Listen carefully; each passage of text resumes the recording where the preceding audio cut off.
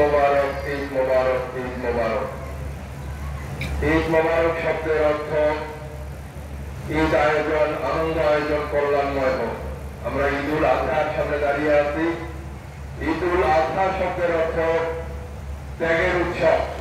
আমরা সবাই যাতে আজকে আমাদের আল কোরআন এবং আল হাদিসের মর্মার্থ বুঝে আমরা যাতে সবাই এই ত্যাগের উৎসবে অংশগ্রহণ করতে পারি, সবাইকে এই আমন্ত্রণ জানাচ্ছি।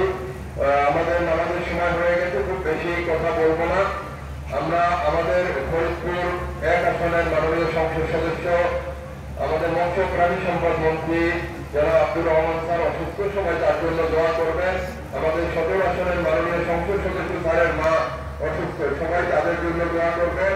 এবং এখানে যারা উপস্থিত আছেন, যাদের বাবা মা আত্মীয় স্বজন উপস্থিত আছেন, আমাদের আওয়ামী লীগের নেতৃবৃন্দ সহ যে সকল নেতৃবৃন্দ, যাদের আত্মীয় স্বজন যে যেখানে উপস্থিত আছেন, আমরা আজকে সবার জন্য দোয়া করি যাতে আজকে আমাদের দোয়া সবার মহান আল্লাহ কবুল করেন, আমাদের সবাইকে যাতে সুস্থ দান করেন। ফরিদপুর থেকে যারা হজ করতে গিয়েছেন সবাইকে যাতে আল্লাহ সুস্থভাবে ফিরিয়ে আনেন এবং তারা তাদের হজ যাতে আল্লাহ মহান আল্লাহ কবুল করেন। আমরা সবাই যাতে আমরা সেই দোয়া করি। আমরা আজকে এখানে দাঁড়িয়েছি এই মহানবী হযরত মুহাম্মদ সাল্লাল্লাহু আলাইহি ওয়াসাল্লাম বিদায় হজে যে কথাগুলো বলেছিলেন যে আমি তোমাদের জন্য 2টি জিনিস রেখে গেলাম, একটি আল কোরআন এবং আল হাদিস। যদি তোমরা এই 2টি জিনিসকে আঁকড়ে ধরো, তোমরা কখনো পথভ্রষ্ট হবে না। আমরা কিন্তু মুসলমান হিসাবে বেশভূষায় সবাই পরিচয় দিই। আমাদের বঙ্গবন্ধু, জাতির জনক বঙ্গবন্ধু শেখ মুজিবুর রহমান বলেছেন যে আমি পোশাকি মুসলমান চাই না, আমি ইনসাফের মুসলমান চাই। আমরা সবাই পোশাকের মুসলমান হয়ে গেছি, বেশভূষার মুসলমান।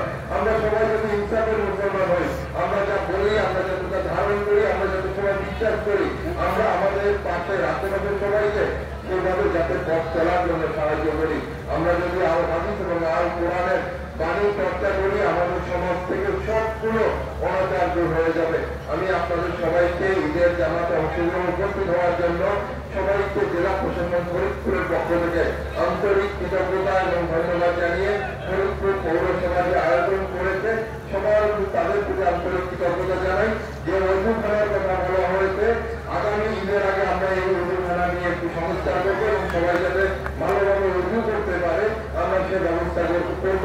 এবং যে গাড়ি পার্কিং এর কথা বলছি, আমরা তো অফিসের ভিতরে গাড়ি পার্কিং করি, আমাদের আশেপাশে কোনো বড় মাঠ নেই। আমরা মাঠ থাকলে সেই জায়গাগুলো উন্মুক্ত রাখবো। সবার প্রতি ধন্যবাদ জানিয়ে আমি আমার বক্তব্য শেষ করছি।